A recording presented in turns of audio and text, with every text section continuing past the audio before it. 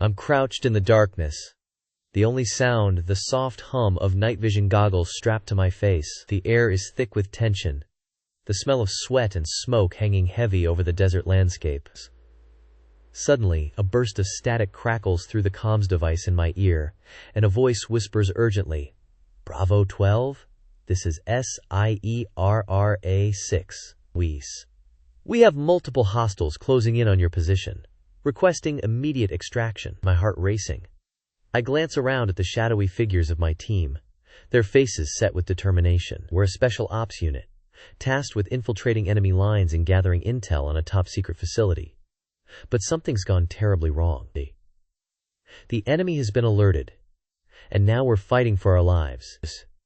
The sound of gunfire erupts in the distance, the reports echoing off the dunes as our escort team lays down a withering field of fire to pin down the enemy. I feel a surge of adrenaline as I scramble to my feet, my rifle at the ready.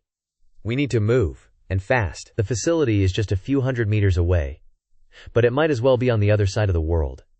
The enemy is closing in, and we're running out of time. I take a deep breath, the cool night air filling my lungs, and sprint forward, my team close behind.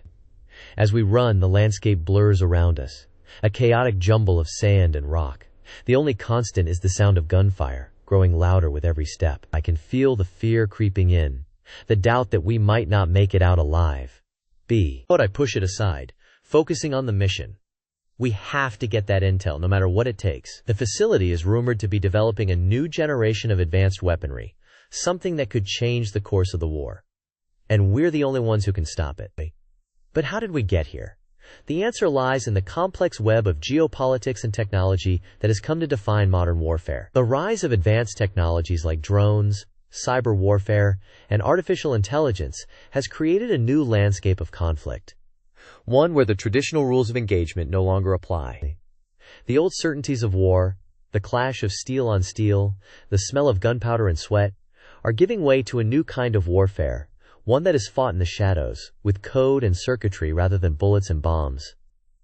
At the heart of this new landscape is the concept of the military specter, a ghostly presence that haunts the enemy, always lurking just out of sight, always striking without warning. It's a tactic that combines advanced technologies with psychological operations, creating a sense of unease and uncertainty that can be just as debilitating as a physical attack. The military specter is the ultimate expression of modern warfare, a fusion of stealth, deception, and raw firepower that can be used to devastating effect.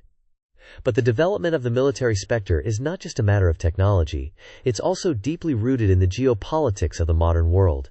The rise of new global powers, the shift of economic and military influence from west to east, has created a new landscape of conflict, one where the old alliances and rivalries are being rewritten. The United States, once the dominant military power, is facing challenges from a resurgent Russia and a rising China, both of which are investing heavily in advanced technologies and military modernization. In this new landscape, the military specter has become a key component of national security strategy, a way for countries to project power and influence without resorting to conventional military force. It's a tactic that has been used to great effect in Ukraine, where Russian-backed separatists have employed advanced technologies like drones and cyber warfare to devastating effect. It's a tactic that has been used in the Middle East, where Israeli forces have used psychological operations and advanced surveillance to disrupt and dismantle terrorist networks. But the military specter is not just a tool of state actors. It's also being used by non-state actors, like terrorist organizations and insurgent groups. These groups have learned to exploit the weaknesses of modern militaries, using advanced technologies like social media and encryption to spread their message and recruit new members. They have learned to use psychological operations, like propaganda and disinformation, to create confusion and uncertainty among their enemies.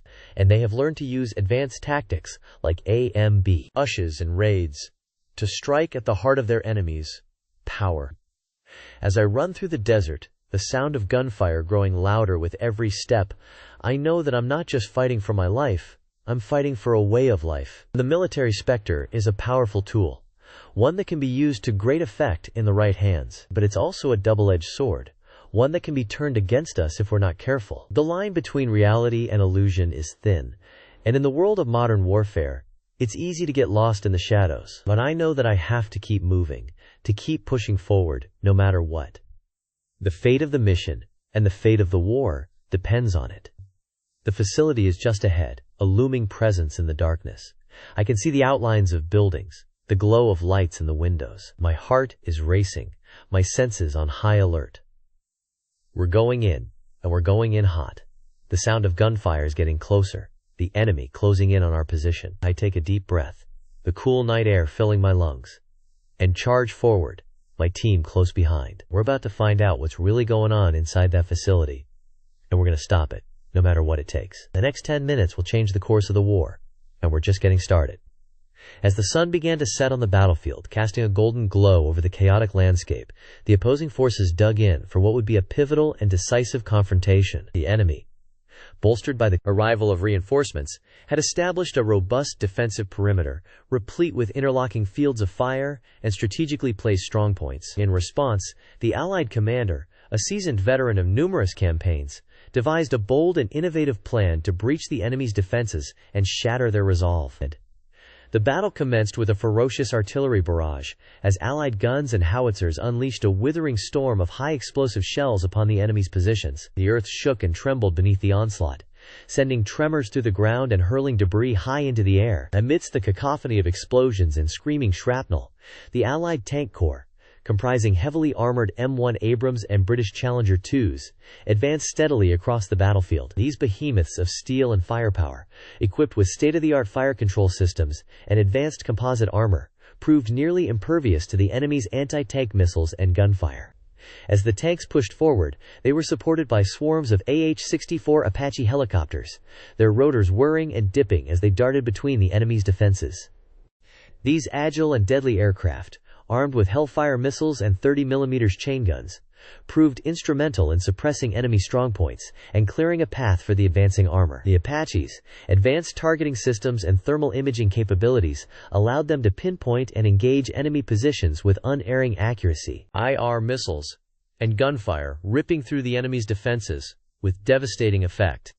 Meanwhile, the Allied Air Force, comprising F-16 Fighting Falcons and F-15E Strike Eagles, provided close air support, swooping down from the skies to deliver precision-guided munitions upon the enemy's command and control centers. These aircraft, equipped with advanced radar and avionics systems, proved highly effective in disrupting the enemy's ability to coordinate their defenses, their bombs and missiles striking with pinpoint accuracy and causing widespread destruction.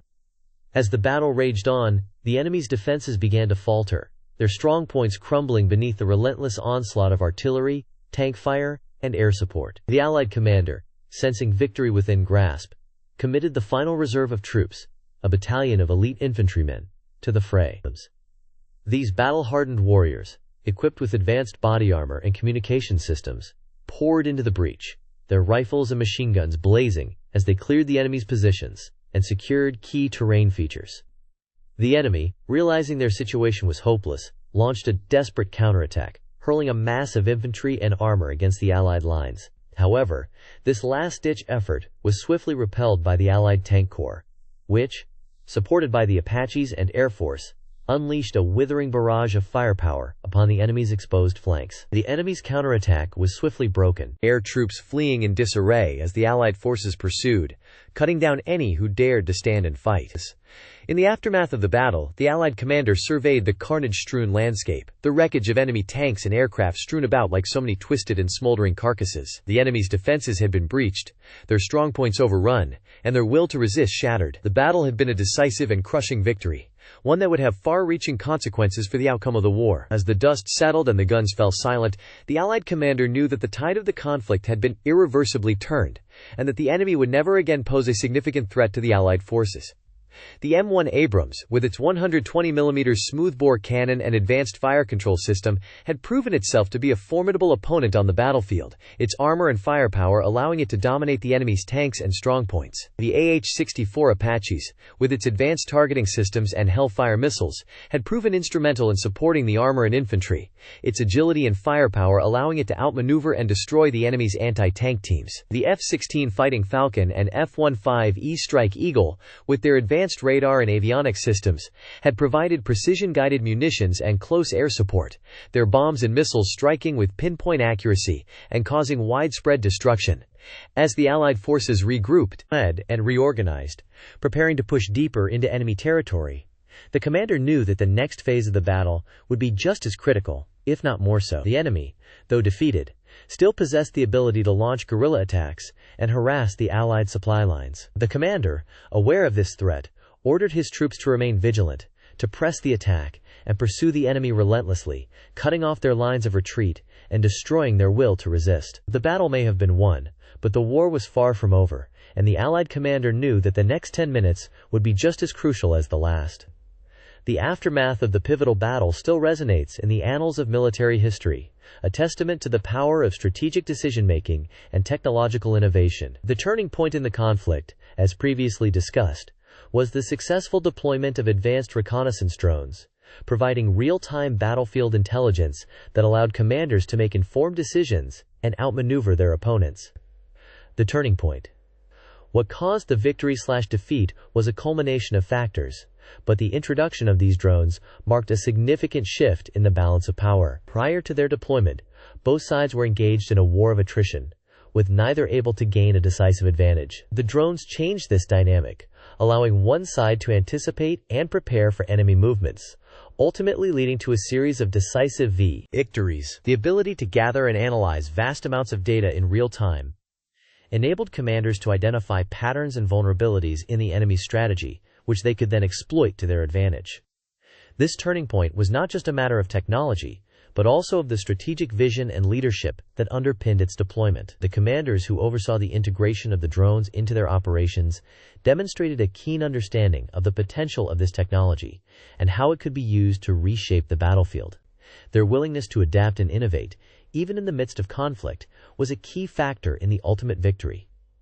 The legacy. The long-term impact of this conflict on warfare has been profound. The use of advanced drones and real-time intelligence gathering has become a standard feature of modern military operations. The ability to gather and analyze vast amounts of data has enabled commanders to make more informed decisions and to respond more quickly to changing circumstances on the battlefield. This, in turn, has driven the development of new technologies and strategies, as militaries seek to stay ahead of the curve and maintain a competitive advantage. One of the most significant legacies of this conflict has been the increasing importance of cyber warfare and electronic countermeasures. As militaries have become more reliant on advanced technologies and networked systems, the potential for disruption and interference has grown. This has led to a new era of competition in the cyber domain, with nations seeking to develop capabilities that can disrupt or disable the command and control systems of their adversaries.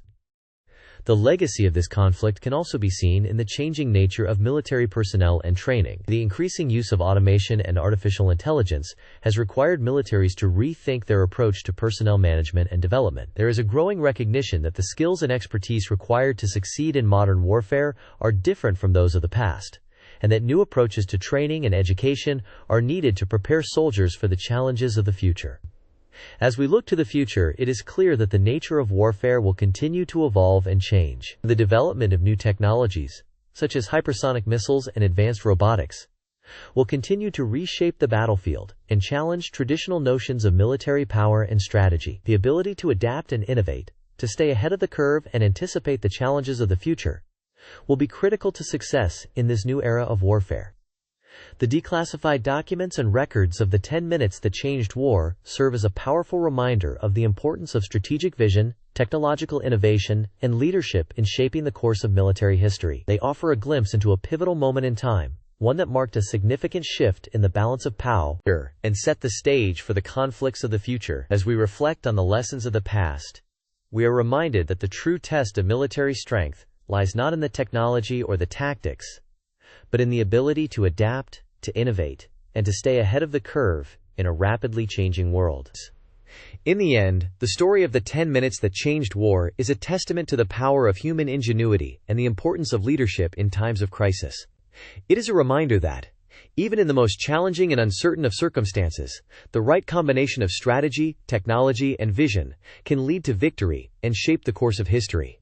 The aftermath of this conflict will continue to resonate for generations to come, a powerful reminder of the enduring importance of military strength, strategic vision, and leadership in shaping the course of human events. The world will always be shaped by the actions of those who dare to challenge the status quo, to innovate, and to push the boundaries of what is thought possible. And it is in this spirit of innovation and daring that we must approach the challenges of the future, using the lessons of the past as a guide, but never being afraid to forge a new path and to create a new future.